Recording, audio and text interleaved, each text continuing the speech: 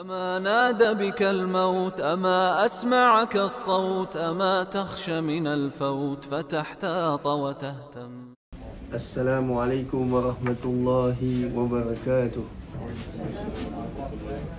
بسم الله الرحمن الرحيم. إن الحمد لله نحمده ونستعينه ونستغفره ونعوذ بالله من شرور أنفسنا ومن سيئات أعمالنا. من يهده الله فلا مضل له ومن يضلل فلا هادي له. وأشهد أن لا إله إلا الله وحده لا شريك له وأشهد أن محمدا عبده ورسوله صلى الله عليه وعلى آله وأصحابه ومن اتبعهم بإحسان إلى يوم الدين. أما بعد رب اشرح لي صدري ويسر لي أمري واحلل عقدة من لساني يفقهوا قولي. سبحانك لا علم لنا إلا ما علمتنا إنك أنت العليم الحكيم. اللهم انفعنا بما علمتنا وعلمنا ما ينفعنا وزدنا علما. Muslimin, muslimat, rahimani wa rahimakumullah. Marhaban bikum, selamat datang serta selamat pagi saya ucapkan kepada para hadirin serta hadirat sekalian. Pertama dan utama para jemaah, marilah kita tingkatkan kesyukuran kita kepada Allah Subhanahu Wa Taala. Kita bersyukur kepada Allah Subhanahu Wa Taala di dalam hati kita. Kita menghadirkan kesyukuran yang sebenar-benarnya, menghargai setiap nikmat yang Allah telah kurniakan kepada kita. Di antara nikmat-nikmat Allah adalah kewujudan kita di atas permukaan bumi ini. Allah Subhanahu Wa Taala yang telah menciptakan kita. Allah Subhanahu Wa Taala Maha Pencipta yang telah menciptakan segala-galanya. 7 petala langit, 7 petala bumi dan apa yang ada di antara keduanya, semuanya merupakan ciptaan Allah Subhanahu Wa Taala. Maka bukan hanya Allah menciptakan, bahkan Allah Subhanahu Wa Taala juga yang memberi rezeki kepada setiap makhluknya serta mentadbir sekalian kehidupan makhluk yang Allah Subhanahu Wa Taala ciptakan. Maka Allah Subhanahu Wa Taala berkuasa atas setiap segala sesuatu. Jadi pada pagi ini kita bersyukur kepada Allah di dalam hati kita, di atas lisan kita. Kita mengucapkan Alhamdulillah dan juga kita berazam, berusaha untuk kita mentaati perintah-perintah Allah dan untuk kita menjauhi larangan-larangan Allah Subhanahu Wa Taala. Maka kita bermohon kepada Allah Subhanahu Wa Taala, Rabb yang Maha Agung, yang memiliki arasy yang mulia, agar Allah sentiasa memberkahi kehidupan kita, keluarga kita dan keturunan kita. Agar Allah SWT sentiasa memeliharai, melindungi diri-diri kita, keluarga kita, keturunan kita.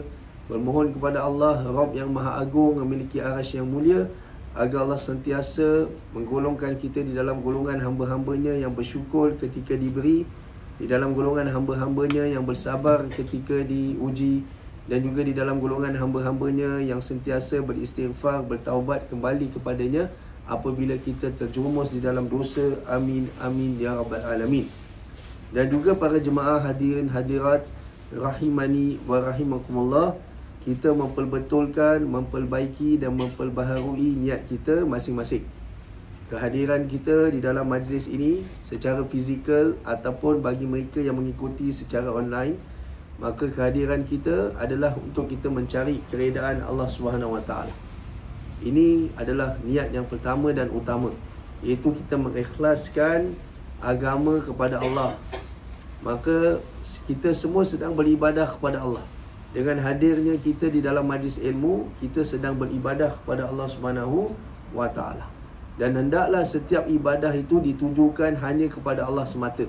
Kerana itulah maka kita memperbetul, memperbaiki, memperbaharui niat kita masing-masing, kehadiran kita untuk kita mencari keredaan Allah Subhanahu Wa Taala. Dan yang kedua, untuk kita mengangkat kejahilan yang ada pada diri kita. Lagi dan lagi saya ingatkan diri saya dan para jemaah sekalian, maka kita sebagai manusia, selaku hamba Allah, kita mempunyai banyak kekurangan. Kita serba kekurangan dan banyak perkara yang kita tidak tahu. Maka hanya perkara yang Allah ajarkan pada kita saja, itulah perkara yang kita tahu. Tapi selain itu banyak perkara yang kita tidak tahu. Kerana itu usaha kita menghadiri majlis ilmu, untuk kita memperdengarkan firman-firman Allah, untuk kita memperdengarkan sabdaan Nabi sallallahu alaihi wasallam beserta dengan penerangan dari para ulama, supaya hadirnya kita ini kita dapat memahami dan juga kita dapat mengamalkan ilmu yang kita pelajari. Dengan cara inilah kita dapat mengangkat kejahilan yang ada dari diri kita. Ini niat yang kedua. Niat yang ketiga, mengangkat kejahilan dari diri orang lain dengan kita menyampaikan apa yang kita belajar, dengan kita menyebarkan apa yang kita belajar. Sama ada kita menyampaikan dengan cara lisan, ataupun dengan perbuatan, ataupun dengan akhlak kita. Semoga diri kita ini dijadikan asbab petunjuk bagi orang lain. Jadi apabila orang lain juga dapat petunjuk melalui kita, orang lain juga memperolehi ilmu daripada kita, maka dengan cara ini kejahilan juga terangkat dari diri mereka juga. Jadi apabila kita duduk di dalam majlis ilmu, bersertakan niat untuk mengangkat kejahilan dari diri kita, kita juga berniat untuk mengangkat kejahilan dari diri orang lain. Semoga Allah SWT memberi taufik kepada kita agar kita menjadi petunjuk bagi manusia yang lain. Dan yang keempat, maka kita niatkan untuk kita menghidupkan ilmu serta amal agama yang ada di atas permukaan bumi. Niat kita untuk kita hidupkan ilmu dan amal agama yang ada di atas permukaan bumi ini. Semoga Allah SWT menerima majlis kita. Semoga Allah SWT mengampuni segala dosa-dosa kita. Semoga Allah SWT mencurahkan rahmatnya, kasih sayangnya, sakinah ke atas kita yang menghadiri majlis ini. Amin, amin, ya Rabbal Alamin. Para jemaah rahimani wa rahimakumullah, kajian kita setiap Sabtu pagi, kita katakan kajian Sabtu pagi ini merupakan kitab yang kedua. Kitab yang pertama yang telah kita pelajari dan telah kita bedah itu adalah kitab Penawar Bagi Hati. Kita dapat selesaikan kitab itu lebih kurang setahun lebih. Dan ini merupakan kitab yang kedua, iaitu kitab Tafsir Solat. Jadi kajian ini berlangsung secara fizikal di Al-Qadar Singapura Education Center yang terletak di TriStar Complex 970 Geylang Road yang berhadapan dengan Wisma Geylang. Dan ini merupakan kitab yang kedua. Kitab ini membahaskan iaitu bagaimana cara kita memahami setiap gerakan dalam solat, bacaan dalam solat. Kita memahami dari sudut zahir maupun dari sudut batin. Kerana solat ini merupakan perintah Allah SWT setelah seseorang itu beriman kepada Allah. Setelah seseorang itu memeluk agama Islam, setelah seseorang itu mengucapkan asyhadu alla ilaha illallah wa asyhadu anna Muhammadar Rasulullah, maka ke atasnya untuk dia mendirikan solat. Solat yang menjadi kewajipan. Dan solat ini yang dimaksudkan adalah solat yang difaldukan sehari semalam 5 waktu. Jadi kerana itulah maka sangat penting untuk kita mempelajari solat. Dan untuk kita mengerjakan solat ini, yang pertama ikhlas kerana Allah, kedua mengikuti petunjuk Nabi Muhammad sallallahu alaihi wasallam. Seperti mana telah disabdakan oleh Nabi sallallahu alaihi wasallam, "Sallu kama ra'aitumuni usolli." Solatlah kalian seperti mana kalian telah melihat aku solat. Jadi kita ingin menunaikan solat kita dengan cara yang ditunjuk ajarkan oleh Nabi Muhammad sallallahu alaihi wasallam. Jadi sebelum kita masuk langsung pada kitab ini, Tafsir Solat, dan insya-Allah pada hari ini kita akan membahaskan mengenai lafaz takbiratul ihram. Lafaz takbiratul ihram yang di dalam kitab kita ini muka surat 74. Tapi sebelum itu saya ingin bacakan beberapa potong hadis Nabi sallallahu alaihi wasallam yang berkaitan dengan solat, supaya menjadi perangsang, supaya menjadi motivasi untuk kita, supaya kita ini juga ada kekuatan untuk kita mendirikan solat. Bukan sekadar kita tahu bahawa solat itu wajib, bukan sekadar kita tahu bagaimana nak mengerjakan solat, tetapi bagaimana datangnya kekuatan kepada kita supaya kita dapat menegakkan solat. Kalau setakat tahu, ramai orang Islam tahu, tanya, kau tahu tak solat wajib? Tahu, tapi dia tak solat. Kau tahu baca Al-Fatihah? Tahu, semua dia tahu, tapi dia tak solat. Kerana apa? Kerana taufik tidak ada. Kerana kekuatan untuk mengerjakan solat tu tidak ada. Kerana itu kita kena dengar lagi dan lagi ayat-ayat Quran, hadis-hadis Nabi tentang kepentingan solat. kepentingan solat. Dan apa ganjaran-ganjaran yang Allah akan kurniakan kepada kita apabila kita mendirikan solat. Apa amaran-amaran ataupun azab yang Allah SWT akan berikan kepada manusia yang meninggalkan solat. Jadi dengan cara ini kita akan sentiasa rasa harap dan takut pada Allah SWT. Maka telah datang dari Abdullah bin Umar, an Abdullah bin Umar radhiyallahu anhuma qala Rasulullah sallallahu alaihi wasallam buniyal Islamu ala khamsin. Dari Abdullah bin Umar radhiyallahu anhu berkata, Rasulullah sallallahu alaihi wasallam bersabda, Islam itu dibangun di atas 5 perkara. Islam itu dibangun di atas 5 perkara. Dan ini merupakan sebuah hadis yang menjadi dalil mengenai rukun Islam yang 5. Ini di antara dalil daripada sabdaan Nabi sallallahu alaihi wasallam. Maka Nabi sallallahu alaihi wasallam bersabda, buniyal Islam ala khamsin. Dibina Islam itu atas 5 perkara. Syahadati alla ilaha illallah wa anna Muhammadar Rasulullah wa iqamis salat wa ita'iz zakat wa saumi Ramadan wa hajjal bait. Islam itu dibangun di atas 5 perkara, kata Nabi sallallahu alaihi wasallam. Yang pertama, bersaksi bahawa tiada sesembahan. Bersaksi bahawa tiada sesembahan yang berhak disembah kecuali Allah dan Nabi Muhammad adalah utusan Allah. Ini rukun Islam yang pertama. Kedua, menegakkan solat. Yang ketiga, mengeluarkan zakat. Yang keempat, berpuasa pada bulan Ramadan. Dan yang kelima, mengerjakan haji ke Baitullah. Jadi hadis ini menerangkan kepada kita mengenai rukun Islam yang kelima. Dan di dalamnya didapati bahawa ada perintah solat. Perintah solat ni setelah apa? Setelah mengucapkan 2 kalimah syahadat. Setelah menyaksikan bahawa tidak ada sembahan yang berhak diibadahi dengan benar kecuali Allah, bahawa Nabi Muhammad itu utusan Allah. Setelah itu adalah mendirikan solat. Jadi agungnya kedudukan solat 5 waktu di sisi Allah SWT. Solat 5 waktu ni adalah perintah Allah yang agung. Setelah iman, setelah seseorang itu memeluk agama Islam, maka perintah Allah yang agung adalah solat.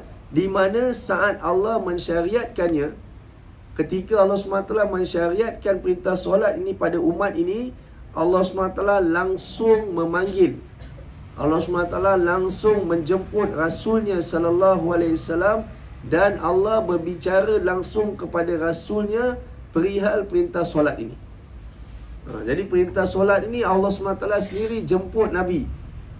Allah SWT sendiri memanggil Nabi sallallahu alaihi wasallam, menjemput Nabi sallallahu alaihi wasallam, dan Allah SWT sendiri berbicara dengan Nabi sallallahu alaihi wasallam perihal perintah solat ini tanpa melalui perantaraan malaikat Jibril. Jadi langsung direct. Allah SWT jemput Nabi. Perintah-perintah yang lain Allah SWT kirim, beritahu pada malaikat Jibril. Malaikat Jibril turun ke bumi untuk memberitahu kepada Nabi sallallahu alaihi wasallam. Tetapi perintah solat Allah jemput Nabi sallallahu alaihi wasallam, bertemu dengan Allah. Allah berbicara dengan Nabi. Jadi menunjukkan betapa agungnya perintah solat itu. Maka dari Anas bin Malik radhiyallahu anhu berkata, Rasulullah sallallahu alaihi wasallam bersabda, Allah memerintahkan umatku solat 50 kali. Ini asalnya. Asalnya perintah solat sehari 50 kali, iaitu 50 waktu. Selalu kita dengar kisah ni ketika malam Isra' Mi'raj kan, kita ada buat majlis mengingati Mi'raj Nabi sallallahu alaihi wasallam. Selalu para ulama akan ceritakan kisah ni. Kan? Jadi Allah SWT memintakan umatku solat 50 kali, kemudian aku kembali dengan perintah itu.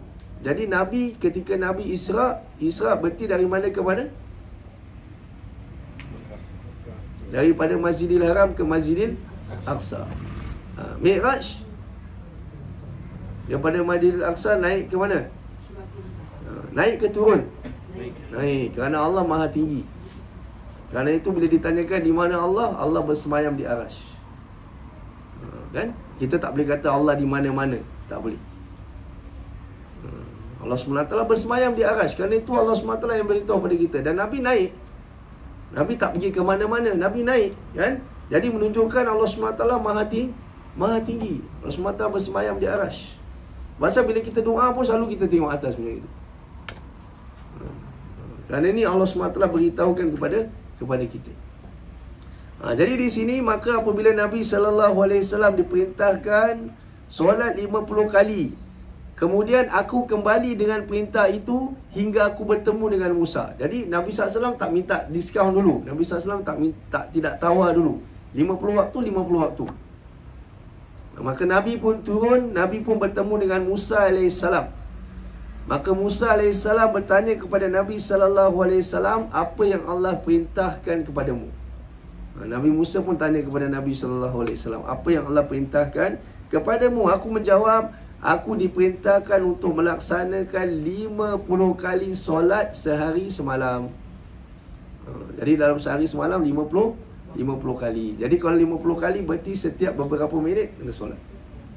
24 jam bahagi kepada 50 waktu. Berarti sekejap aja berapa minit solat. Sekejap berapa minit solat. 50 kali. Kata Nabi 50 kali. Aku diperintahkan untuk melaksanakan 50 kali solat sehari semalam. Musa AS berkata, kembalilah kepada Tuhanmu, sungguh umatmu takkan mampu menunaikan hal itu. Jadi Nabi Musa kata, umat kau takkan mampu. Pergi naik balik, jumpa dengan Allah SWT lagi, beritahu dengan Allah. Takkan mampu. Kemudian aku kembali, kata Nabi SAW, kemudian aku kembali menghadap Rabbku. Lalu dia mengurangi separuhnya dariku. Allah SWT beri separuh. Jadi separuh jadi berapa waktu? Daripada 50 jadi 25. Kemudian aku kembali kepada Musa dan mengabarkan hal itu. Dia lantas berkata, kembalilah menghadap Rabbmu. Sungguh umatmu tidak akan mampu menunaikannya. 50 waktu tak mampu, 25 waktu pun tak mampu. Kemudian aku kembali menghadap Rabbku, lalu dia berfirman, ia adalah 5 dan ia adalah 50. Ucapan ketetapan dariku tidak dapat diganti lagi. Kemudian aku kembali kepada Musa, lalu berkata, kembalilah menghadap Rabb. Aku lantas menjawab, aku sudah malu kepada Rabbku. Jadi asal ni 50 sampai ditawarkan kepada 5 waktu. Tetapi tetap ganjarannya, para ulama beritahu, tetap kita akan dapat ganjaran seperti kita menunaikan 50 waktu. Daripada sudut ganjarannya lah, walaupun kita solat 5 waktu saja, tapi ganjarannya seolah-olah kita solat 50 waktu. Jadi ini yang wajib lah. Yang wajib 5 waktu. Tetapi ada juga solat-solat yang sunnah kan. Sunnah sebelum, sesudah, solat-solat sunnah-sunnah yang lain lah. Tetapi yang wajib 5 waktu. Jadi 5 solat yang dikerjakan, namun senilai 50 solat dalam timbangan. Jadi daripada sudut pahala, seolah-olah kita solat 50 waktu. Walaupun 5 waktu saja kan? Tapi daripada sudut pahala, seolah-olah kita solat 50 waktu. Satu lagi insya-Allah kita dengar dari Anas bin Malik radhiyallahu anhu, berkata Rasulullah sallallahu alaihi wasallam bersabda, Allah Subhanahu wa taala memerintahkan umatku solat 50 kali. Lalu dia berfirman, ia adalah 5 dan ia adalah 50. Berarti 5 solat 5 waktu, tetapi pahala dia seperti 50 waktu. Jadi ucapan dariku, kata Allah, tidak dapat diganti lagi. Kemudian aku kembali kepada Musa, lalu berkata, kembalilah menghadap Rabbmu. Aku lantas menjawab, aku sudah malu kepada Rabbku. Jadi Nabi dah segan daripada 50 waktu tu, Allah kurangkan hingga 5 waktu, tetapi tetap Allah kasih pahala 50 waktu juga.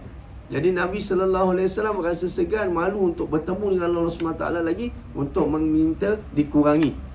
Jadi solat merupakan ibadah yang sangat dicintai oleh Allah SWT. Ibadah yang sangat Allah suka adalah solat. Awalnya solat diwajibkan sebanyak 50 kali solat. Ini menunjukkan bahawa Allah amat menyukai ibadah solat tersebut. Kenapa sampai 50 waktu? Pasal Allah suka ibadah tu, ibadah solat tu. Jadi kerana itu Allah SWT perintahkan 50 waktu. Pasal 50 waktu berarti 50 waktu kita menghadap Allah. 50 waktu kita berkata-kata dengan Allah. 50 waktu kita berdiri di depan Allah. Kita kiam, kita rukuk, kita sujud. Sentiasa kita connect dengan Allah SWT. Kita menghubungkan diri kita dengan Allah. Jadi Allah SWT perintahkan 50 waktu kerana apa? Kerana Allah suka ibadah solat tu. Allah suka hamba-Nya sentiasa menghubungkan diri dengan Dia. Hari ini kita pegang handphone berapa waktu? Tak kira waktu. Masya Allah. Kan? Jadi kita bayangkan, menunjukkan kenapa 50 waktu, kata para ulama, kerana Allah SWT sangat menyukai ibadah solat tersebut. Kemudian Allah memberi keringanan bagi hamba-Nya hingga menjadi 5 waktu dalam sehari semalam. Allah ringankan. Akan tetapi tetap saja solat tersebut dihitung dalam timbangan sebanyak 50 solat. Walaupun dalam amalan hanyalah 5 waktu. Hal ini menunjukkan mulianya kedudukan solat dalam Islam. Jadi alhamdulillah, untung kita, Allah pilih kita untuk kita dapat belajar ilmu yang berkaitan dengan solat.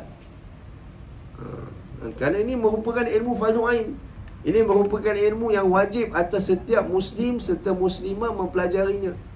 Kalau kita tak pandai pegang gendang, tak pandai gendang pun tak apa.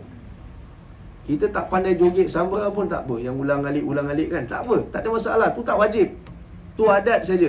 Tetapi solat ni wajib. Berapa banyak orang yang beri masa untuk belajar solat?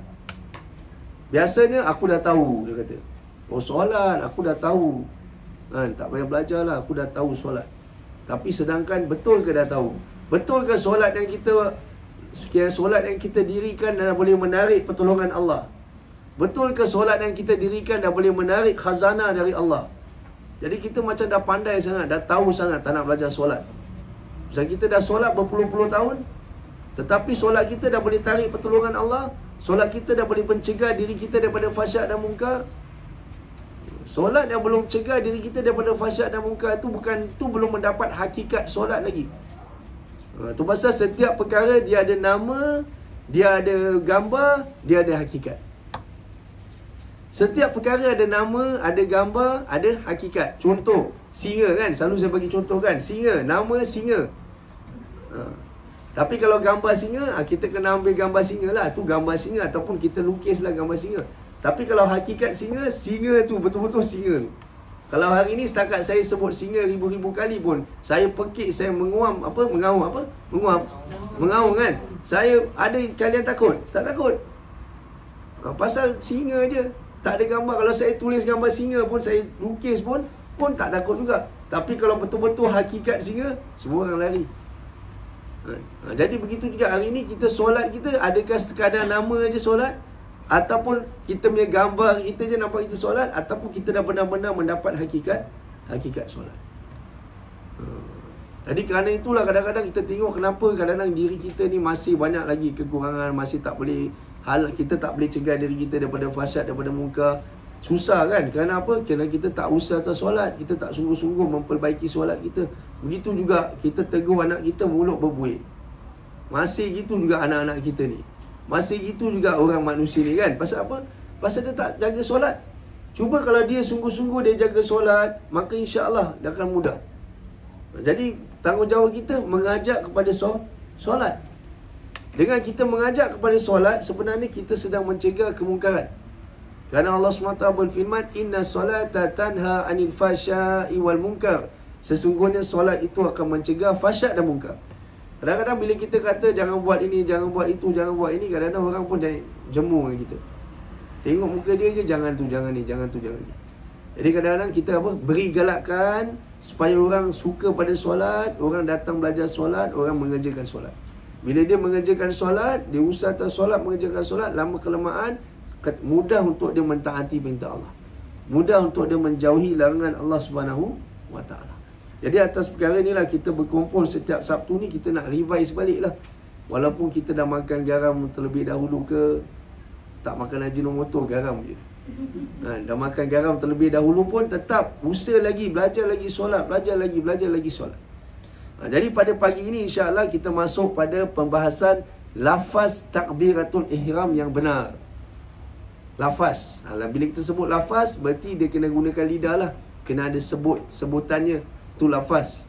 Takbiratul ihram adalah takbir yang mana yang pertama apabila kita nak memasuki solat, pintu masuk ke dalam ibadah solat ini apabila kita melafazkan Allahu Akbar. Jadi itu Allahu Akbar tu takbir yang pertama. Takbir yang mana dengan takbir ini dia mengharamkan segala perkara yang halal. Buat seketika dia mengharamkan segala perkara yang halal, yang mubah. Sehinggalah seseorang tu beri salam, barulah dia boleh buat perkara-perkara yang diharamkan ketika di dalam solat. Jadi pada pagi ini adalah topik pembicaraan kita, lafaz takbiratul ihram yang benar. Lafaz takbir yang benar menurut jumhur ulama adalah kalimah Allahu Akbar. Ini lafaz yang benar. Berarti kita tak boleh kata Allahu Rahman, Allahul Aziz. Walaupun itu di antara nama-nama Allah, tapi itu bukan lafaz takbiratul ihram. Lafaz takbiratul ihram Allahu Akbar. Itu lafaz takbiratul ihram. Sementara menurut Hanafiah boleh diganti dengan lafaz zikir yang lain seperti subhanallah ataupun alhamdulillah, la ilaha illallah atau Allahu Karim, atau lafaz zikir lainnya yang mengandung pengagungan kepada Allah. Ini menurut sebahagian dari ulama Hanafiah, bukan Imam Abu Hanifah itu sendiri, tidak. Sebahagian daripada ulama yang memazhabkan mazhab Hanafi. Jadi menurut Hanafiah, kalimah zikir apapun yang mengandung ta'zim, iaitu pengagungan kepada Allah Subhanahu wa taala. Dan pendapat Hanafiah termasuk pendapat yang lemah. Jadi walaupun adalah pendapat-pendapat yang mengatakan tak semestinya Allahu Akbar kita boleh sebut subhanallah, alhamdulillah, katakanlah, ataupun kita boleh kata Allahu Karim dan sebagainya, tetapi ini pendapat yang lemah. Pasal Nabi kata faqabbara dalam hadis. Nabi kata maka membesarkanlah Allah, bertakbirlah. Itu Nabi perintahkan ketika seorang itu mengangkat takbiratul ihram. Dan pendapat Hanafiah termasuk. Jadi kenapa kita nak kena tahu? Kita ambil tahulah. Jadi maknanya adalah pendapat-pendapat yang macam gini, tapi pendapat yang macam gini lemah pendapatnya. Dan pendapat Hanafiah termasuk pendapat yang lemah kerana tidak dijumpai adanya riwayat di mana Nabi SAW mengajarkan lafaz pembuka ketika solat selain takbir. Jadi tak ada riwayat yang datang dari Nabi SAW. Itu hanya pendapat sahaja. Itu hanya pendapat sahaja. Tapi dalil ada tak? Tak ada. Okay, tidak ada datang dalam riwayat bahawa Nabi SAW mengajarkan lafaz pembuka ketika solat selain takbir. Tak ada. Okay? Nabi akan kata Allahu Akbar. Nabi tak akan kata subhanallah. Tak ada. Ataupun la ilaha illallah. Tak ada. Tapi Nabi mengucapkan Allahu Akbar. Al-Khattabi menjelaskan hadis yang menyebutkan orang yang solatnya salah lalu diajari Nabi SAW. Ini hadis kita dah baca minggu yang lalu. Idza qumta ila solati fakabbir. Nabi kata, sabda beliau, apabila kamu hendak solat, bertakbirlah. Hadis ini. Sabda beliau SAW, apabila kamu hendak solat, bertakbirlah. Kalimah ini merupakan dalil bahawa selain lafaz takbir tidak sah digunakan sebagai pembuka solat. Kerana jika dibuka dengan lafaz yang lain, berarti perintah untuk bertakbir tidak dilaksanakan. Tidak dilaksanakan. Okay, jadi ini dari hadis. Berarti Nabi perintahkan untuk bertakbir. Berarti kita mula solat Allahu Akbar. Itu yang pertama. Dan ketika membaca takbiratul ihram, wajib dilafalkan ataupun wajib dilafazkan. Kerana menyebut takbiratul ihram ini merupakan di antara rukun solat. Rukun solat. Dan ini merupakan rukun qauli. Rukun yang mana yang berkaitan dengan ucapan. Bukan fi'li, bukan hanya perbuatan, bukan qalbi, bukan hanya di dalam hati kita. Jadi kita tak boleh sebut dalam hati saja, tak boleh. Kita mesti kena lafaz. Okay, kuatnya lafaz kita mengikutilah. Kalau kita seorang untuk diri kita, lafaz kita untuk diri kita lah. Kalau kita imam, lafaz kita untuk supaya makmum dengar. Itu saja. Tak perlu kita nak pekik ke apa, tidak perlu. Kalau katakan kita solat berjemaah, untuk sekuat untuk diri kita saja. Allah. Jadi berarti lafaz takbir kita, bila kita sebut Allahu Akbar, walaupun kita menggunakan lisan kita menyebut, tetapi tidak mengganggu jemaah-jemaah yang ada sebelah kanan, kiri, depan, belakang kita lah. Kecuali kalau imam. Pasal imam dia kena pastikan bila ada lafaz takbir itu didengari oleh makmumnya. Dan ketika membaca takbiratul ihram, wajib dilafazkan tidak boleh hanya di hati. Tidak boleh.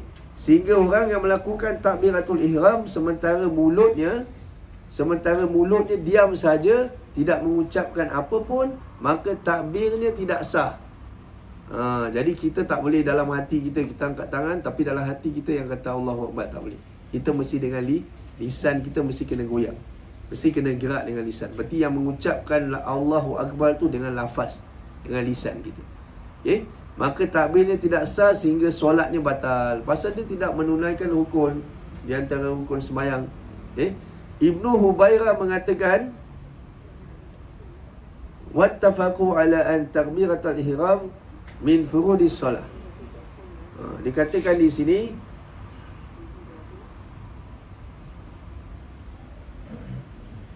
ulama sepakat bahawa takbiratul ihram termasuk kewajipan solat.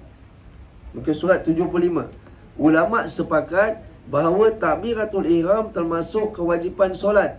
Demikian pula mereka sepakat bahawa solat tidak sah kecuali dengan mengucapkan lafaz takbir, dan tidak cukup hanya dengan niat dalam hati tanpa mengucapkan lafaz takbir.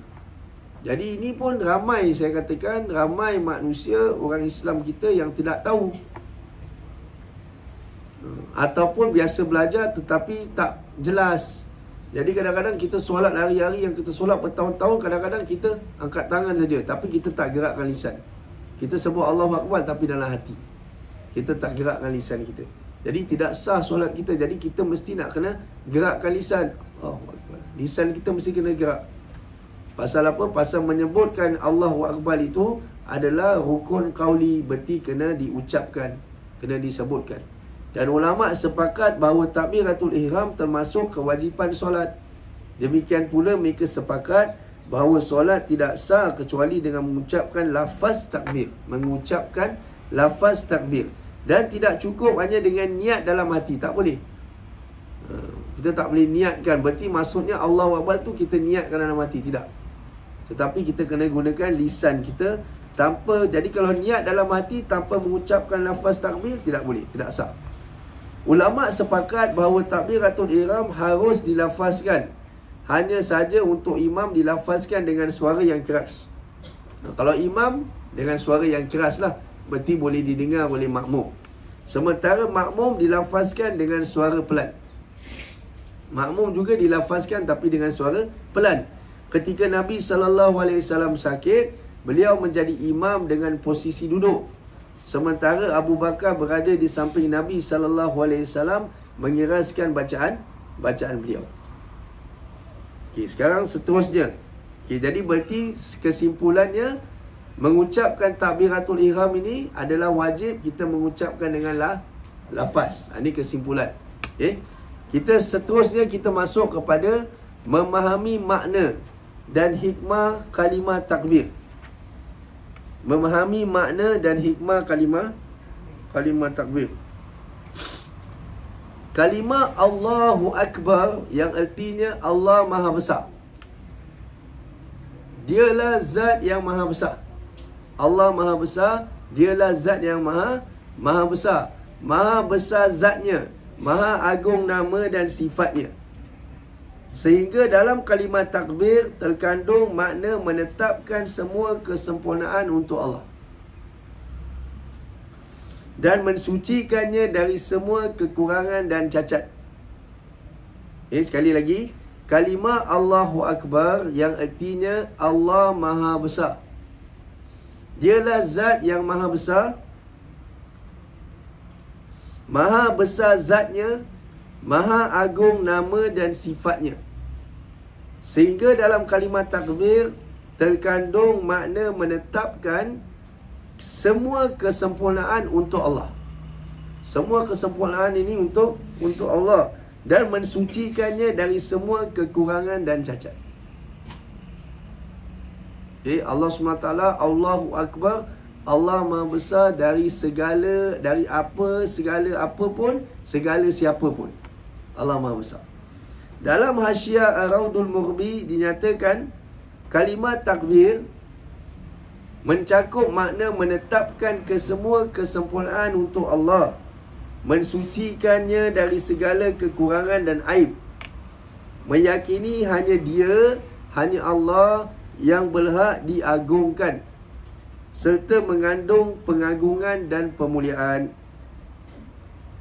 Sekali lagi, dalam Hasyiah Ar-Raudul Mughbi dinyatakan, kalimah takbir mencakup makna menetapkan semua kesempurnaan untuk Allah, mensucikannya dari segala kekurangan dan aib, meyakini hanya Dia yang berhak diagungkan, yakin bahawa Allah yang berhak diagungkan, serta mengandung pengagungan dan pemuliaan.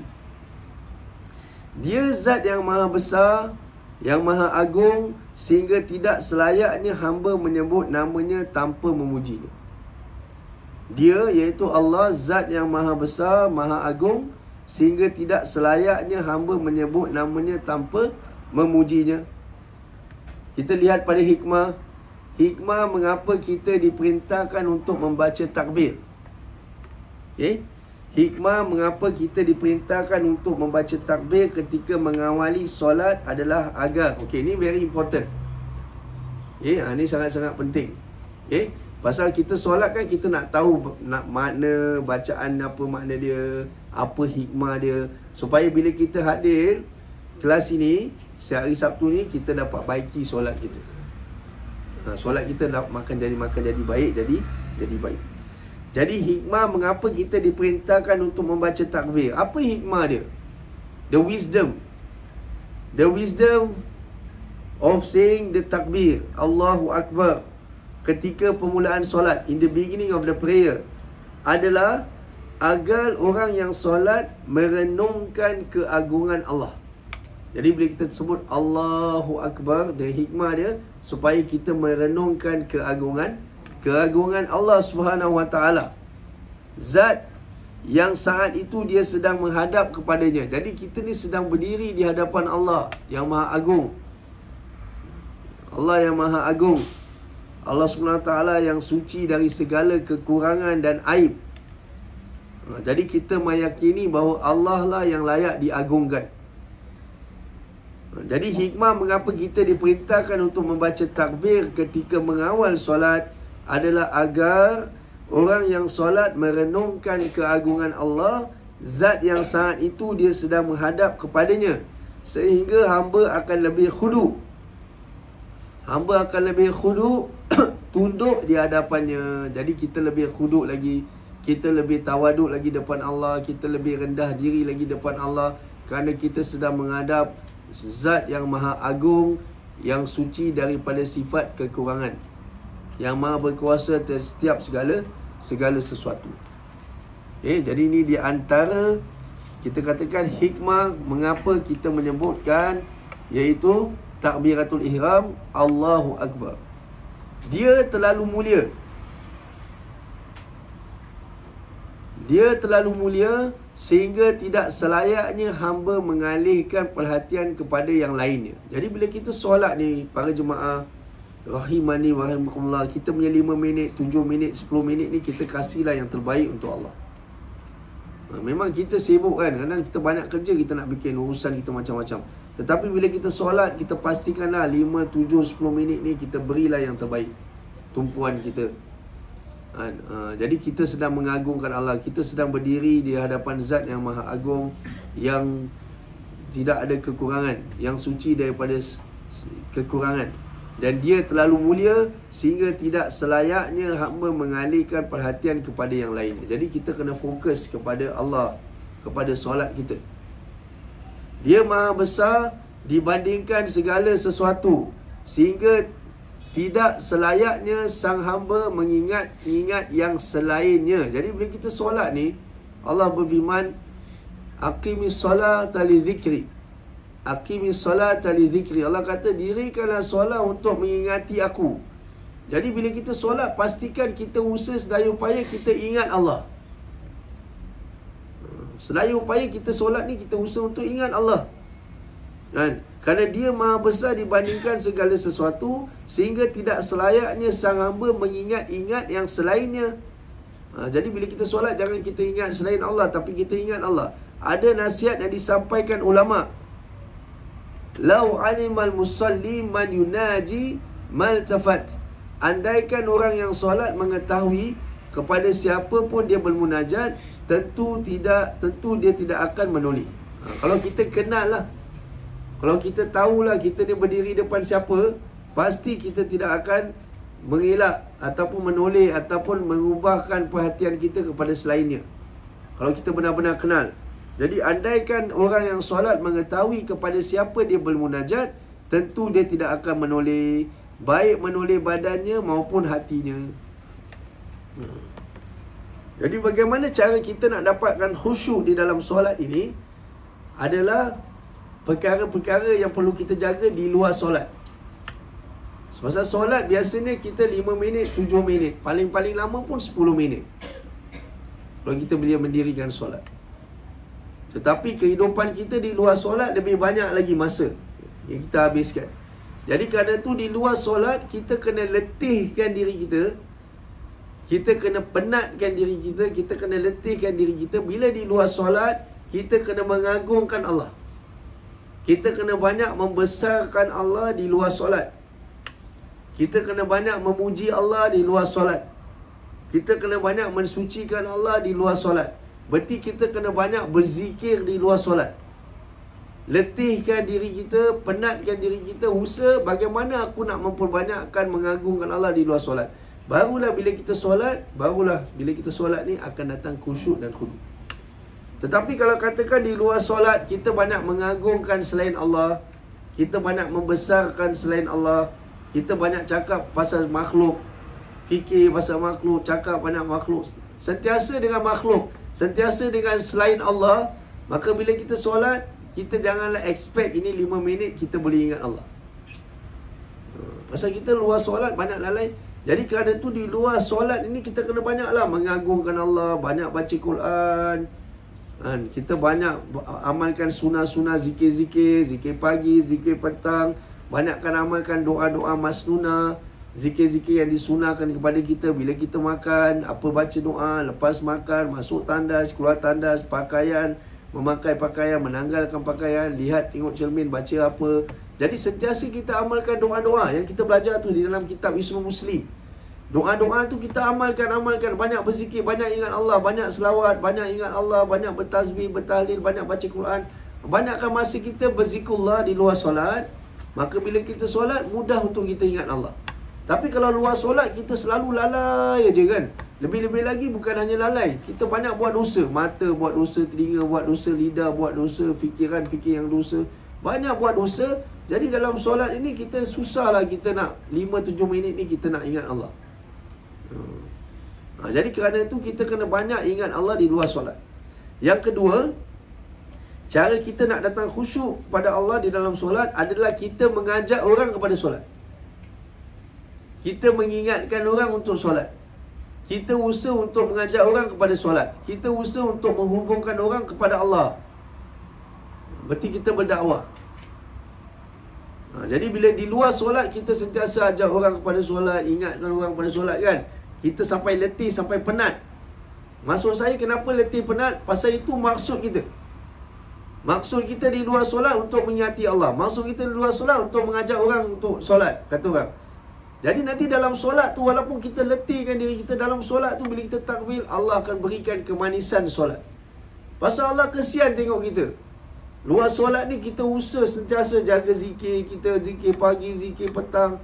Kita memperbanyakkan zikir-zikir kan, yang sunah-sunah tu, yang zikir-zikir yang mana yang Nabi ajar kita setiap masa, setiap keadaan ada zikir-zikir dia. Lepas tu kita pun sentiasa usaha ingatkan orang, isteri kita, anak kita, suami kita, sentiasa cerita pasal solat, belajar pasal solat, cerita pasal solat. Jadi nanti bila kita solat, Allah akan berikan kepada kita kemanisan solat. Kerana apa? Kerana inilah usaha yang kita buat di luar solat. Jadi bila kita solat, Allah akan berikan kepada kita kemanisan solat. Bila kita solat, Allah akan berikan kepada kita khusyuk dan khudu dalam solat kita.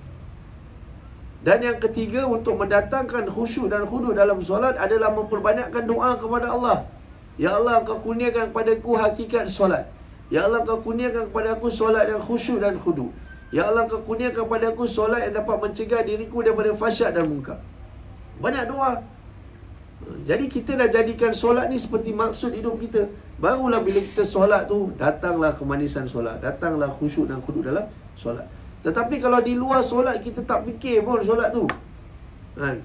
Kita tak banyak berzikir, bahkan kita terjumus dalam dosa, maksiat dan sebagainya.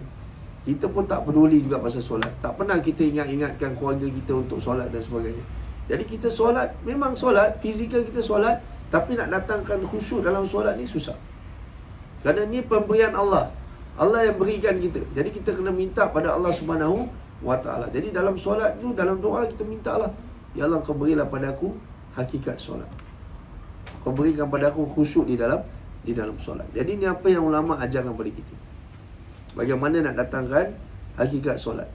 Jadi di antara ni kita belajar ni, usaha kita lah, belajar untuk bagaimana kita nak faham apa tu makna kita solat, gerakan dalam solat, makna-makna yang kita lafazkan ketika dalam solat. Jadi andaikan orang yang solat mengetahui kepada siapa dia bermunajat, tentu dia tidak akan menoleh. Berarti dia akan sungguh-sungguh solat, badan dia pun tak banyak gerak, hati dia pun dia akan usaha untuk ingat Allah, tak lalai. Saya dah tahu. Takbiratul ihram.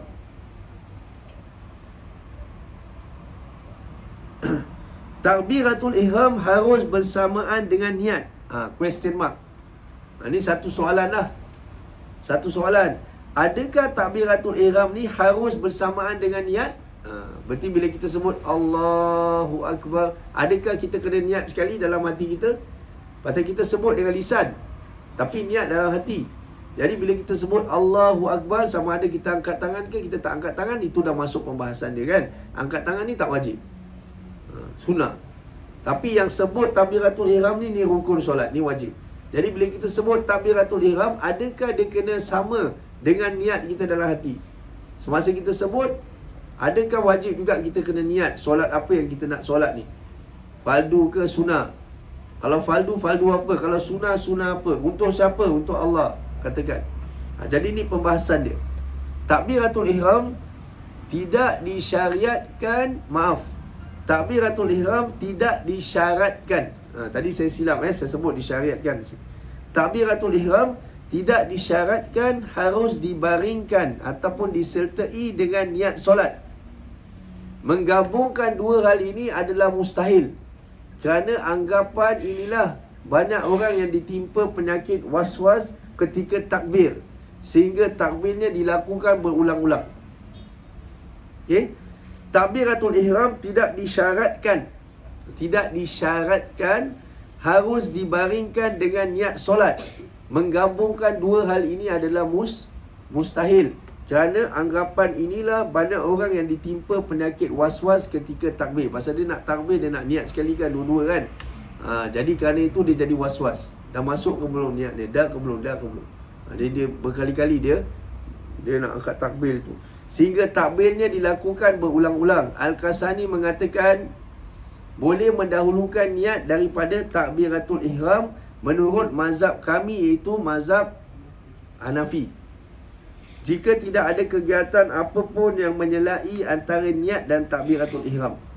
Jadi ini sudut pandangan, iaitu daripada di antara pendapat mazhab Hanafi bahawa boleh mendahulukan niat daripada takbiratul ihram menurut mazhab kami, itu mazhab Hanafi, jika tidak ada kegiatan apapun yang menyelai antara niat dan takbiratul ihram. Berarti walaupun dia tak niat berserta takbiratul ihram, dia niat sebelum, tetapi di antara niat dan takbiratul ihram tu tak ada amalan-amalan lain lah. Tidak ada amalan-amalan yang lain. Itu maksudnya di sini. Ibnu Qudamah, jadi kita lihat dulu pembahasan. Ibnu Qudamah juga menegaskan, qala ashabuna, para ulama mazhab kami Hambali mengatakan yajuz taqdim an-niyah ala takbir bizamani yasir. Para ulama mazhab kami Hambali pula mengatakan boleh mendahulukan niat sebelum takbiratul ihram selama jedahnya, selama waktunya tidak lama. Boleh, dia kata. Ini mengikut mazhab Hambali. Para ulama mazhab Hambali mengatakan boleh mendahulukan niat sebelum takbiratul ihram selama jedahnya tidak lama. Jadi berarti adakah wajib? Kita kata wajib. Mungkin ada orang dia boleh, tapi bukan semua orang boleh. Jadi kerana tu dia kata tidak menjadi syarat. Tapi kalau katakan kita nak niat berserta dengan takbir, kalau kita boleh, silakanlah. Bukan satu benda yang salah. Tapi adakah dia menjadi syarat kalau seseorang itu dia nak takbir, nak kena sertakan niat? Adakah itu menjadi syarat? Jawapannya tidak. Okay, kita lihat kesalahan pengucapan takbiratul ihram. Walaupun ada sudut pandangan di antara mazhab Syafi'i kata dia kena berserta dengan niat. Niat ini berserta dengan takbir. Tapi ada pandangan mazhab-mazhab yang lain juga.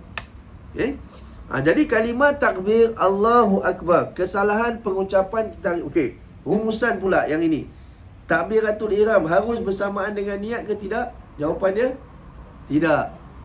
Tetapi maknanya dia tidak diselangi dengan apa-apa aktivitas yang lain lah. Antara takbir, antara niat dan takbir itu. Dan dia juga tidak terputus dengan bersangatan dengan ada jarak yang masa yang lama. Tak boleh. Okay, ini maknanya kita kata kalau kita boleh bertakbir berserta dengan niat, alhamdulillah. Kalau tidak, kita takbir tapi tak berserta dengan niat, mungkin kita niat dulu baru takbir, itu pun tidak ada masalah. Tapi cuma demi syarat janganlah ada diputus dengan amal-amal yang lain, ataupun janganlah bersangatan lama di antara takbir, di antara niat dan takbir itu. Kesalahan pengucapan takbiratul ihram. Sekarang kita pergi kepada kesalahan pengucapan takbiratul ihram. Kalimat takbir Allahu Akbar yang dipanjangkan hanya lafaz Allah, sedangkan akbar dibaca pendek. Jadi yang panjang adalah Allahu Akbar, bukan Allahu Akbar. Dia punya akbar tak panjang, tapi yang panjang dia yang ada mat Allahu, tu yang panjang.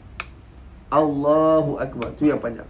Ada beberapa kesalahan dalam membaca takbir kerana kesalahan panjang pendeknya. Okay, kita lihat. Pertama adalah dia punya al dibaca panjang. Allah, dia baca panjang. Padahal dia Allah, tapi dia baca Allah. Ni dia kata. Jadi pertama al dibaca panjang.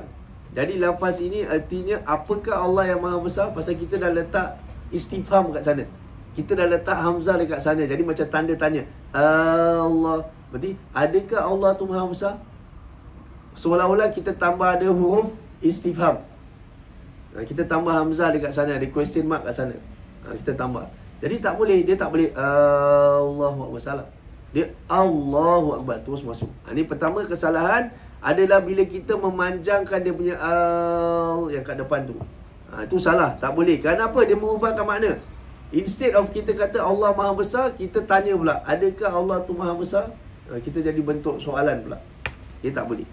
Kedua, akbar dipanjangkan. Allahu Akbar. Akbar. Patutnya akbar. Tapi dia panjangkan dia punya akbar. Ini pun salah, tak boleh. Kerana ini pun maknanya apakah Allah Maha Besar juga sama. Ya kan? Allah adakah besar? Begitu. Satu, adakah Allah Maha Besar ni? Allah adakah besar? Pun salah maknanya.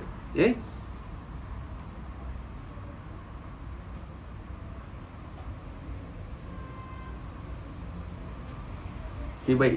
Yang ketiga, akbar. Kita panjangkan dia punya akbar. Patutnya dia kan akbar, tapi kita panjang dia punya ba tu, kita panjangkan. Kata akbar, seolah-olah letak alif pula dekat sana.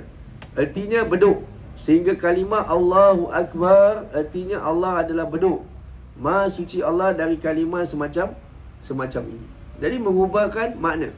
Kesalahan-kesalahan dalam membaca lafaz takbir menyebabkan kesalahan erti.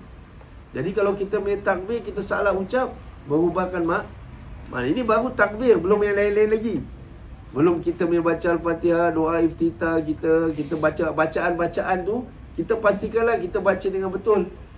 Pasal kita tak boleh belajar solat, tak boleh kita belajar sendiri, tak boleh. Kadang-kadang kita belajar solat, kita ambil je buku marilah sembahyang, kita pun baca dia punya transliteration. Dia punya romanize kan. Tu tak boleh, tak tepat. Nak belajar solat, mesti kita permulaan, yes, permulaan kalau orang baru masuk Islam pun dia akan depend on dia punya transliteration, romanize, tetapi tetap kena ada guru untuk dengar. Dia baca betul tak? Lepas tu guru baca, dia kena ikut guru baca. Kalau tidak, dia akan salah. Kalau dia depend on dia punya transliteration, akan salah. Pronunciation dia akan jadi salah. Jadi kerana itu belajar solat kena mesti ada guru, kena belajar. Pasal ini baru lafaz takbir aja dah boleh bumbang mana, apa lagi bacaan-bacaan yang lain dalam solat. Ketika rukuk, ketika sujud, doa iftitah, al-Fatihah dan sebagainya. Jadi kerana itu para jemaah rahimani wa rahimakumullah, mesti nak kena ada kelas belajar mengaji. Ini di antara perkara yang penting lah. Kita penuntut ilmu, kita kena lapangkan masa untuk belajar fardu ain. Kalau kita benar-benar kita nak jadi orang yang menuntut ilmu agama, fardu ain berarti kita kena lapangkan masa untuk kita belajar tauhid. Seminggu sekali belajar akidah, belajar tauhid. Seminggu sekali kita belajar fiqah. Kalau fiqah ni macam sekarang lah, kita belajar wudu, solat. Nanti lagi sebulan lebih sebelum masuk bulan Ramadan, kita belajar pasal hukum makam Ramadan pula, untuk revise balik kan. Kita belajar. Kalau kita orang yang ada duit banyak, yang ke atas kita keluarkan zakat, kita kena belajar lah bab-bab zakat ni, perlu tahu. Kalau nak pergi umrah, haji, kita pergilah khusus umrah haji. Ini rukun Islam yang fardu ain. Lepas tu kita juga perlu belajar ilmu yang berkaitan dengan penyucian jiwa. Ni pun wajib juga. Supaya apa? Supaya kita memelihara amal dan pahala kita. Kalau kita tak belajar ilmu penyucian jiwa, habis. Nanti kita jadi muflis. Kita ibadah, tapi tak jaga lisan, tak jaga mata, tak jaga telinga, tak jaga itu, tak jaga ini, mengumpat orang, aniaya orang semua. Nanti lama-lama kita jadi muflis, bankrupt dekat akhirat. Walaupun banyak ibadah sekalipun, tapi kita tidak menunaikan hak manusia, tidak menunaikan hak ibu bapa, menunaikan hak isteri, suami, anak, jiran, tetangga, macam-macam. Jadi kerana tu ilmu penyucian jiwa ataupun dikenal dengan tazkiyah, kita kena belajar akhlak, kita kena belajar, mesti kena ada masa kita kena belajar. Dan setelah itu kita kena ada masa untuk kita belajar mengaji. Belajar mengaji mesti nak kena masa, beri masa. Kalau tak kenal huruf, belajar kenal huruf, belajar alif, ba, tak belajar. Kalau kita belajar istiqamah setiap minggu, insya-Allah 3 bulan, 6 bulan, 1 tahun kita dah boleh baca Quran dah. Jadi bagi kita yang dah boleh baca Quran, kita kena tahsin, kena memperbaiki, memperelokkan bacaan kita. Jadi kita kena belajarlah tajwid, hukum makam yang berkaitan dengan bacaan Quran, kita kena belajar. Mesti di antara kita kata belajar ilmu. Ni maknanya belajar ilmu. Mesti nak kena ada. Kalau kita tak mampu seminggu sekali pun, at least dalam sebulan tu adalah mata-mata pelajaran ni yang kita perlu beri masa ni. Lepas tu kalau kita nak upgrade, kita dah boleh baca Quran dengan lancar, dah boleh baca Quran, alhamdulillah, guru kata okay, kau baca okey, tajwid semua okey, baru kita mula hafal sikit-sikit untuk kita bawa dalam solat. Lepas tu kita mula hafal doa-doa. Pasal kita dah tak depend on transliteration kan, kita dah boleh hafal. Lepas tu kalau kita insya-Allah kita minat, barulah kita boleh belajar bahasa Arab. Itu kemudian lah, kalau kita minat lah. Tapi yang fardu ain ni 3 ni, fiqh, tauhid, itu akidah, dengan juga ilmu akhlak, berkaitan dengan akhlak kita, perilaku kita. Ini very important. Ini setiap minggu kena ada kelas yang macam ini, kena hadir dan cari. Dan pastikan kelas kita bersesuaian dengan Al-Quran dan juga bersesuaian dengan sunnah Nabi SAW. Dan kita jangan taksub pada mana-mana guru. Kita jangan taksub. Maknanya taksub maknanya kalau guru tu je. Dan kita jangan taksub pada mana-mana guru kita. Sekejap ya para jemaah, sekejap.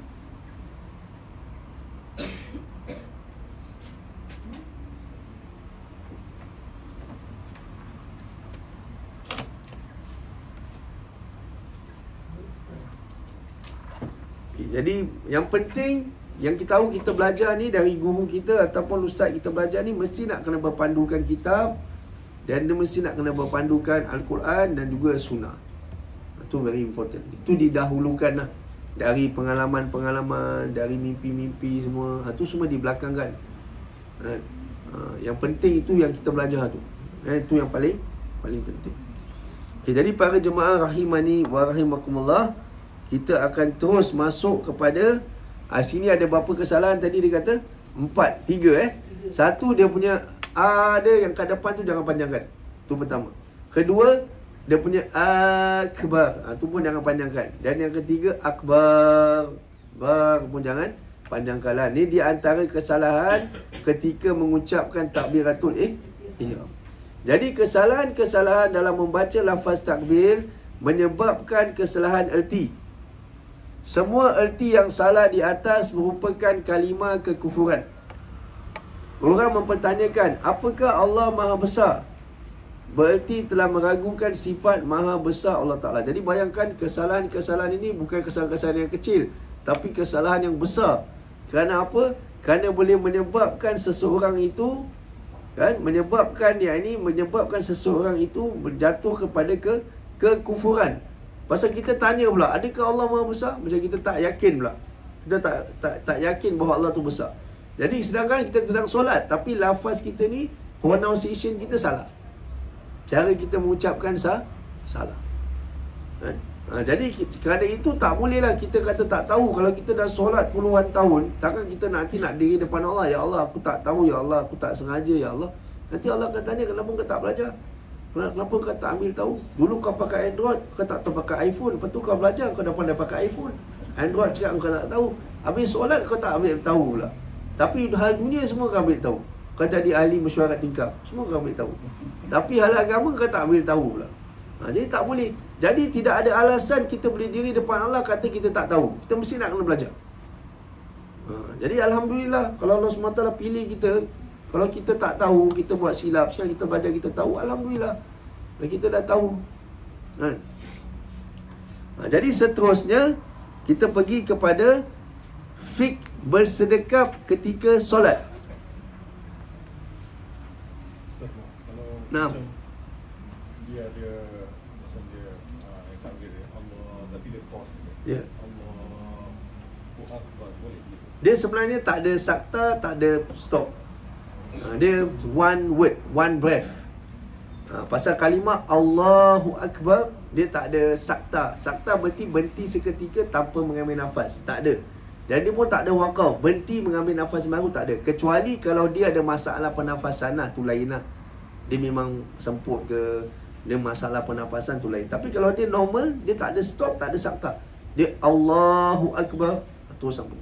Dia bukan Allah, stop sekejap, Hu Akbar, tak boleh macam itu. Kecuali macam saya kata, kalau dia sakit, tu dimaafkan lah, memang dia sakit, dia memang lelah ke apa kan, tu tak ada masalah. Tapi kalau dia sengaja, tak boleh lah. Pasal memang kalimah ini, kalimah yang berarti kita baca dengan satu nafas. Pasal dia tak ada apa-apa alamat waqaf ke, alamat sakta ke pun tak ada. Itu jawapan. Ya.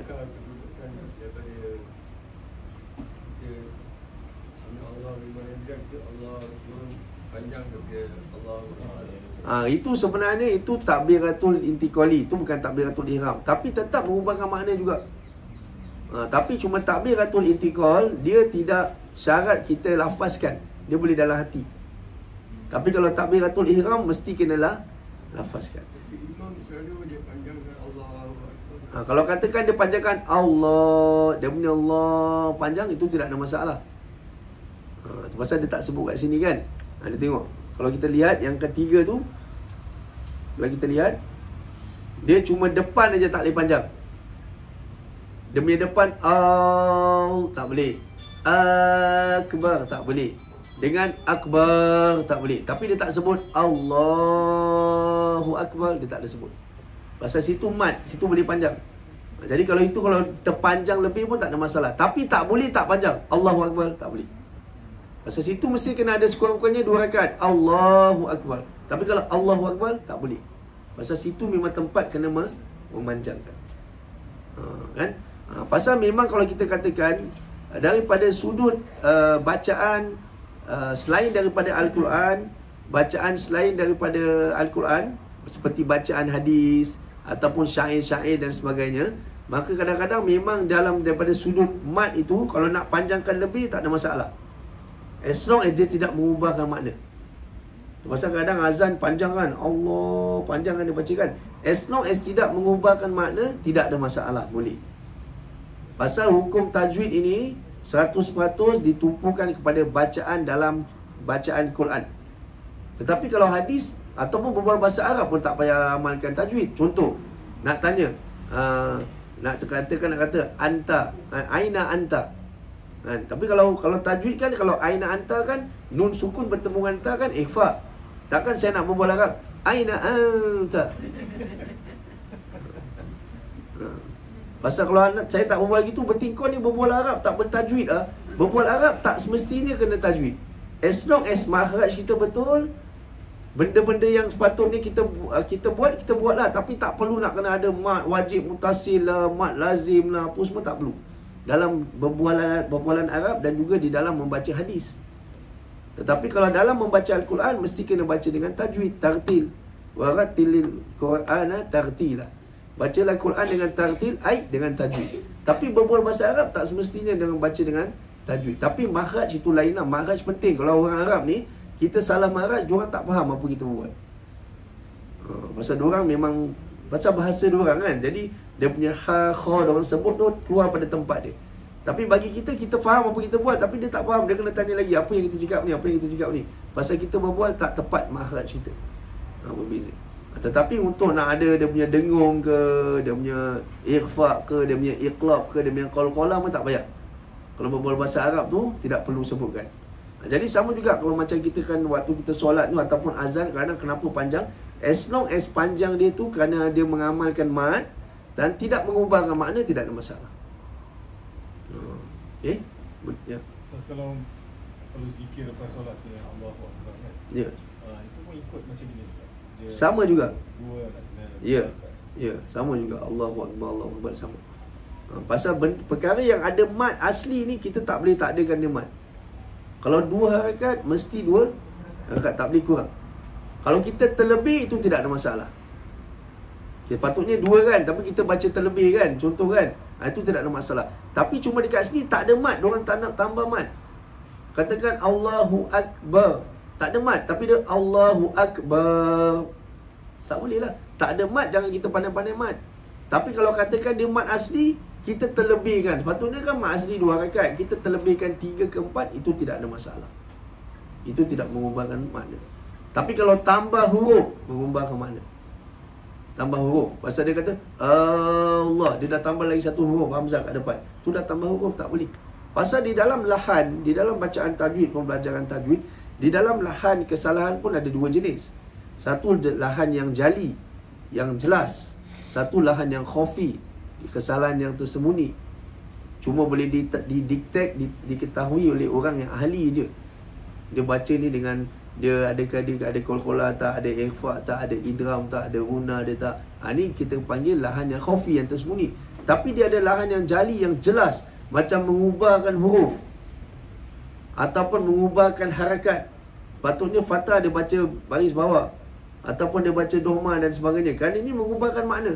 Jadi kalau mengubahkan makna seperti lahan jali, mengubahkan makna, hukumnya adalah haram, berdosa pasal mengubah makna. Jadi kerana itu sama juga, bila kita baca zikir apa semua, pastikanlah kita sebut dengan baiklah. Sebaik-baiknya kita sebut zikir-zikir di luar solat dan sebagainya, supaya kita tidak mengubahkan makna. Jadi maknanya kita jangan sambil lewa lah, kita sebut betul-betul. Apa-apa doa yang kita nak hafal, kita hafal dengan betul sebutannya dan sebagainya. Okey, baik, kita masuk lagi satu bab. Baru pukul 11.05. Semua belum lapar lagi. Okey, baik, kita masuk kepada fikir bersedekap ketika solat. Kita masuk kepada fikir bersedekap ketika solat. Jadi apa tu makna bersedekap?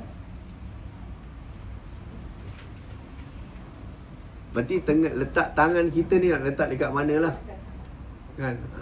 Tangan kita ni kita nak letak kat mana? Pasal sekarang kan dia bahas satu persatu kan. Dia dah bahas takbiratul ihram dah bahas daripada suluh makna dia dan sebagainya. Sekarang lepas takbiratul ihram kan, tangan kita nak letak kat mana kan? Sekarang kita masuk pada pembahasan fiqh bersedekap ketika solat. Fiqh bersedekap ketika solat. Bismillah wassalatu wassalamu ala rasulillah. Ketika kita akan memberikan beberapa catatan mengenai fiqh sedekap ketika solat. Fiqh sedekap ketika solat. Pertama, hukum bersedekap ketika solat. Okey, first kita nak bahas mengenai hukum. Apa tu hukum bersedekap ketika solat? First, Di antara dalil mengenai bersedekap adalah hadis dari Wa'il bin Hujr radhiyallahu anhu. Shalla bina Rasulullah sallallahu alaihi wasallam wa wada'a yadahu al-yumna ala yadihi al-yusra. Rasulullah sallallahu alaihi wasallam mengimami kami solat. Jadi seorang sahabat ni ceritakanlah bahawa Nabi solat, Nabi jadi imam. Rasulullah sallallahu alaihi wasallam mengimami kami solat. Beliau meletakkan tangan kanannya di atas tangan kirinya. Jadi mereka nampak Nabi letak tangan kanan di atas tangan kiri. Bukan tangan kiri di atas tangan kanan. Sunnah dia tangan kanan atas tangan kiri. Itu sunnah. Tapi kalau katakanlah kita letak kiri atas kanan, dia membatalkan solat tak? Tidak. Tetapi tak sunnah lah. Sunnah dia kanan atas kiri. Berdasarkan hadis ini, jumhur ulama mengatakan bahawa sedekapnya hukumnya anjuran. Hukumnya anjuran, maknanya dia adalah sunnah. Sedekap ni sunnah. Jadi kalau orang tak bersedekap pun, dia letak tangan kat tepi je, kan? Dia tak letak sedekap, dia letak tangan kat tepi, pun juga solat dia tetap sah. Tetapi sunnah dia letak tangan kanan atas tangan kiri. Ibnu Qudamah mengatakan, amma wada al-yumna ala al-yusra fi solat. Maka Ibnu Qudamah mengatakan, adapun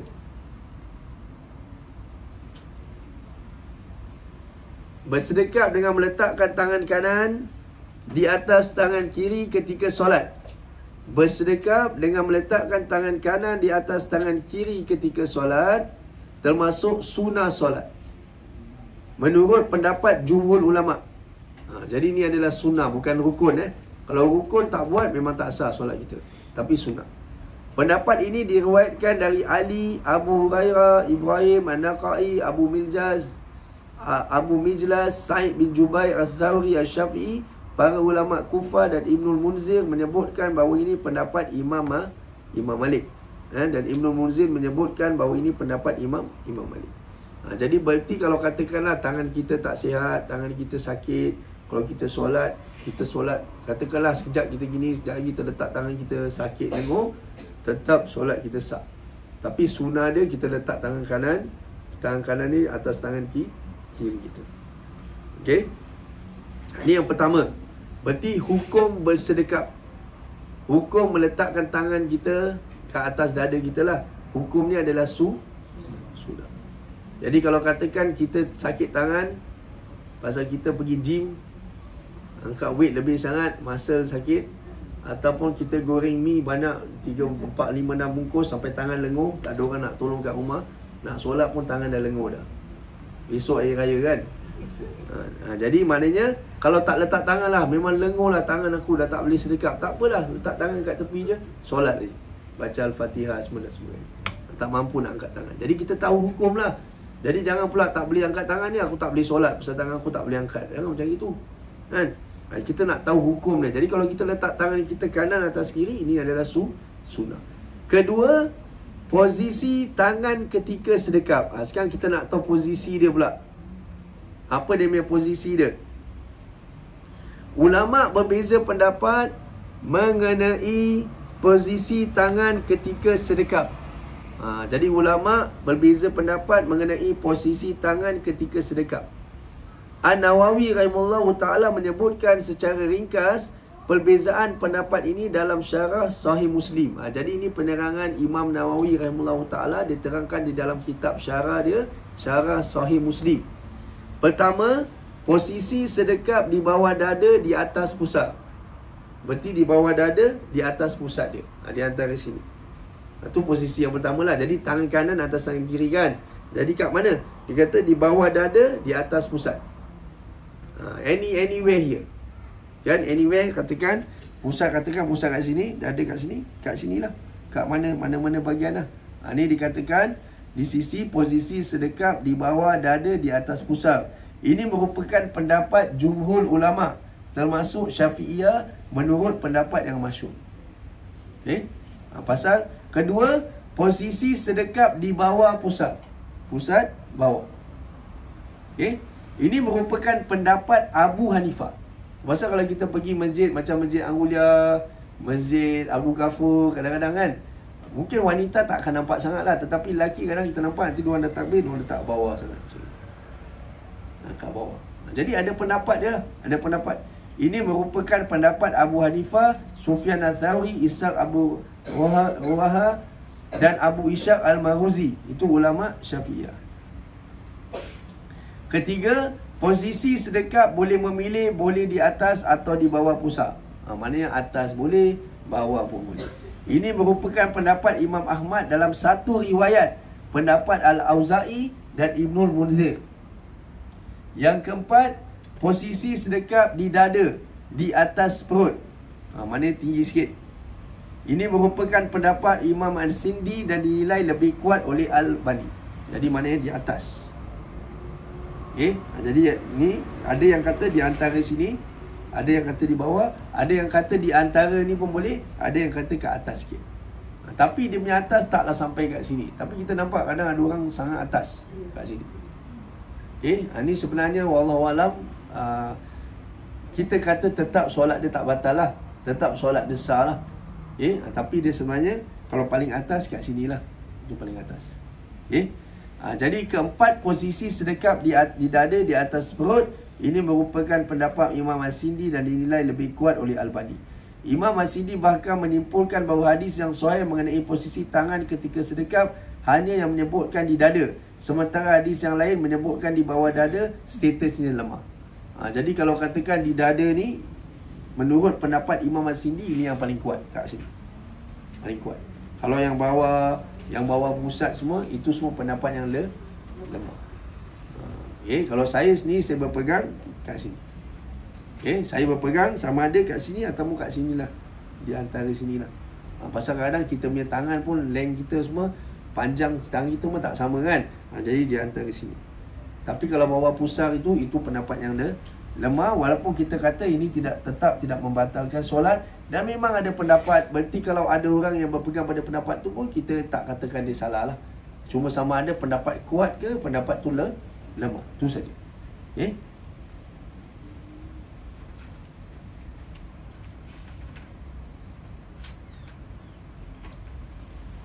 Kita pergi kepada muka surat yang seterusnya, muka surat 80. Beliau mengatakan, kesimpulannya sebagaimana riwayat yang sahih. Kesimpulannya sebagaimana riwayat yang sahih menyebutkan bahawa bersedekap. Ini siapa yang mengatakan? Imam Nawawi.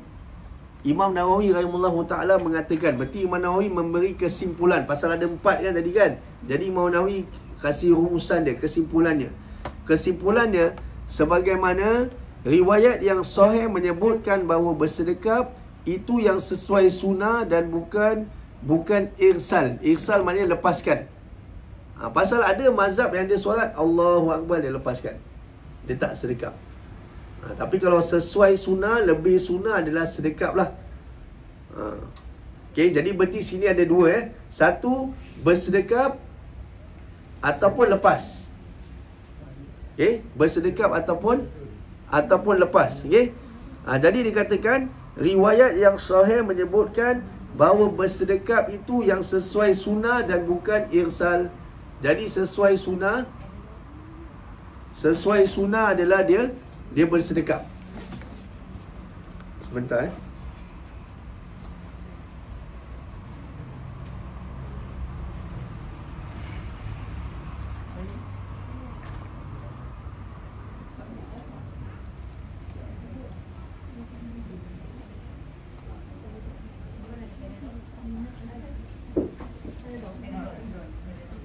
Ada.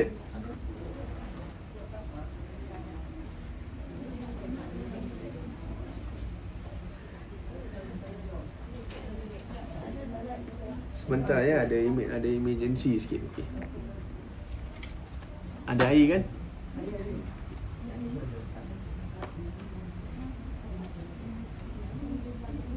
Okey, baik.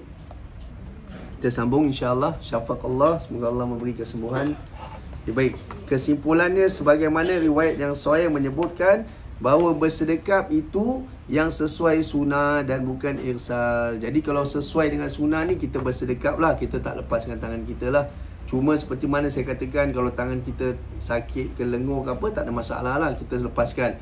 Tapi di antara memilih nak sedekap ke nak lepaskan, of course kita pilih yang sedekap.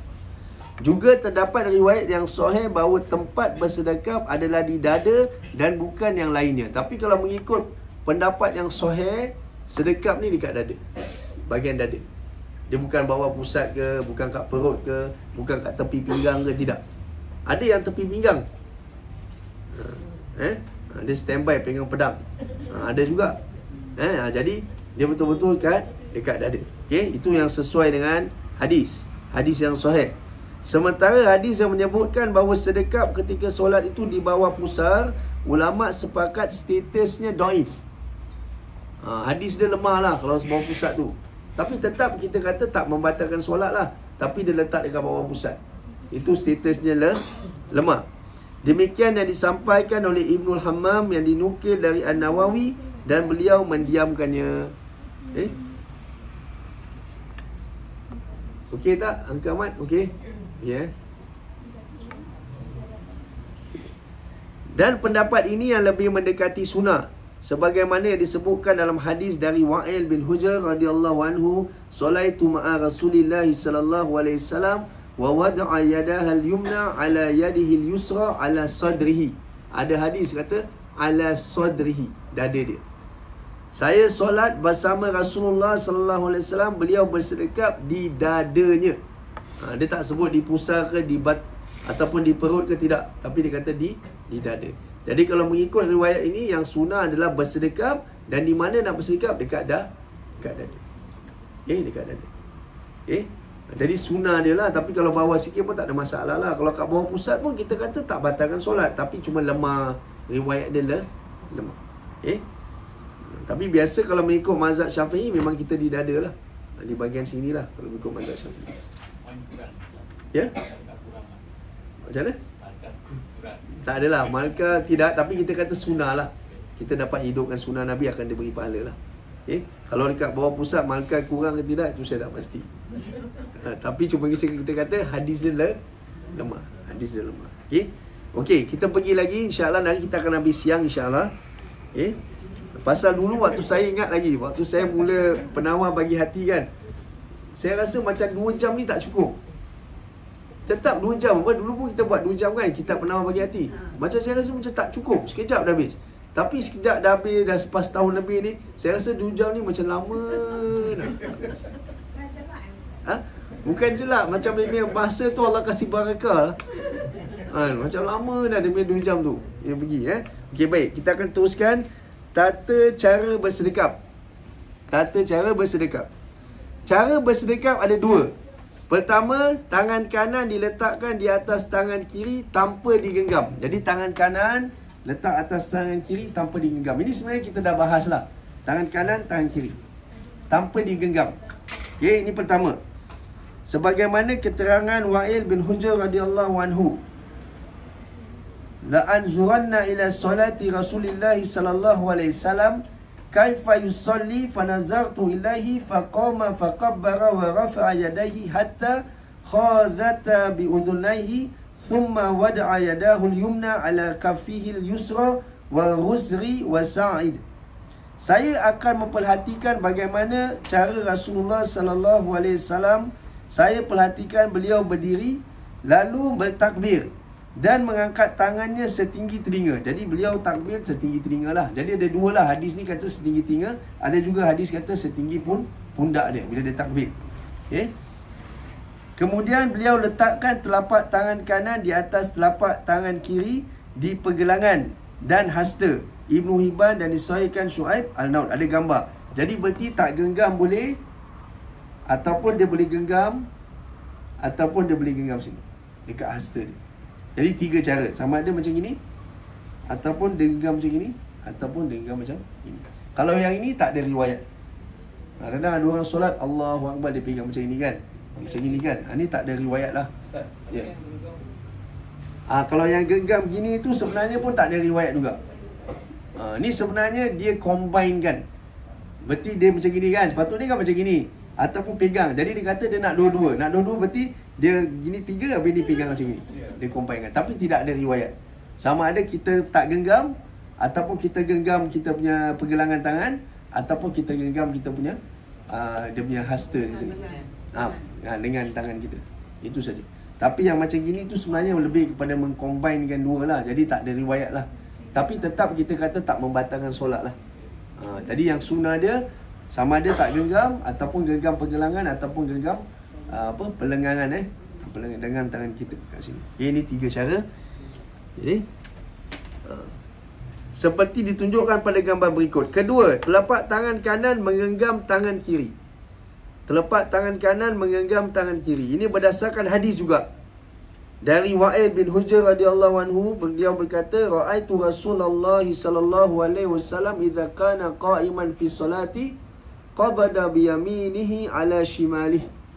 Aku melihat Rasulullah sallallahu alaihi wasallam berdiri solat, beliau menggenggam tangan kiri dengan tangan kanannya. Menggenggam tangan kiri dengan tangan kanannya. Okey, ini kedua. Seperti ditunjukkan pada gambar berikut. Ada gambar lagi siap ada gambar. Tu bukan saya. Okey, hikmah bersedekap. Ini sedikit lagi. Hikmah bersedekap. Kita lihat. Hikmah bersedekap. Okey, apa hikmah kita bersedekap ni? Apa dia punya hikmah dia? Bersedekap ketika posisi berdiri akan membuat solat seseorang semakin tenang. Kerana kedua tangan tidak banyak bergerak. Pasal dia station macam ni kan, jadi tak banyak bergerak lah. Dia akan membuat tu dia punya hikmah. Imam Nawawi mengatakan, qala ulama wal hikmah fi wada'a ihdahuma ala uhra annahu aqraba ila al-khusyu' wa man'ahuma min al-abz. Para ulama mengatakan hikmah bersedekap ketika solat agar lebih mudah untuk khusyuk, kerana sedekap menghalangi orang untuk main-main. Okay, jadi berarti tangan dia ni lebih terikat lah. Tu maksudnya, tu hikmah dia. Jadi sebenarnya bersedekap ini menambahkan kekhusyuan kita dalam solat. Okay. Di samping itu, bersedekap termasuk bentuk al-khudu, iaitu ketundukan ketika kita menghadap Allah. Imam Ahmad pernah ditanya apa maksud kita melakukan sedekap ketika solat. Jawapan beliau, huwa dhullun baina yaday aziz. Sedekap itu adalah bentuk ketundukan di hadapan zat yang maha perkasa. Jadi hikmahnya adalah ketundukan kita di hadapan Allah. Hikmahnya supaya kita tak banyak bergerak dan sebagainya lah. Ini di antara hikmah kenapa kita bersedekap. Jadi hukum bersedekap ni sunnah. Jadi kalau kita nak amalkan sunnah, pasti kita amalkan sunnah dengan betul lah. Jadi betul sebaik-baiknya dekat dada. Kan? Cara dia sama ada kita letak tangan kanan atas tangan kiri, ataupun tangan kanan menggenggam pergelangan kiri, ataupun tangan kanan pegang kita punya lengan kita. Ini cara kita iaitu bersedekap. Jadi insya-Allah pada pengajian yang akan datang kita akan masuk doa iftitah. Doa iftitah. Okey. Jadi insya-Allah para jemaah rahimani wa rahimakumullah, maka kajian kita hari Sabtu, hari ini 15 hari bulan, 22 hari bulan, 29 hari bulan, insya-Allah akan sambung kitab Pelita Penuntut pada malam pukul 8 hingga 9 suku malam di sini. Jadi siapa yang nak hadir sila hadir. Siapa yang tak dapat hadir boleh ikut kajian live melalui TikTok. Okey, itu kitab Pelita Penuntut akan mungkin lagi 3 ke 4 sesi. Selepas kitab Pelita Penuntut, kita juga akan belajar kitab iaitu Al-Waraqat. Al-Waraqat adalah kitab usul usul tafsir. Okey, kitab Al-Waraqat ni adalah kitab usul fiqh. Usul fiqh. Jadi kajian hari Sabtu ni, Sabtu malam ni akan berterusan insya-Allah. Mulai bulan 12 bulan 1, setiap Sabtu malam ada kelas 8 sampai 9.15. Tu nanti anak saya akan ajar, Ustaz Lufi akan ajar. Tu setiap Sabtu lah. Jadi bagi para jemaah yang tak boleh hadir, kalau nak ikut kajian, ikut je dalam live TikTok insya-Allah. Kajian itu akan live dan mungkin akan juga di-upload di YouTube juga. Kajian itu. Okey. Dan hari Ahad esok seperti biasa, besok Ahad kita ada kelas Fardu Ain, akidah dan tauhid pada jam 2.15. untuk hari Ahad. Hari Isnin juga kelas hadis Al-Ba'in Nawawi hadis 40. Hari Selasa kitab Al-Adabul Mufrad di Masjid Anggulia malam. Hari Rabu kita ada kelas dakwah di sini. Hari Khamis selang seli ada khusus umrah.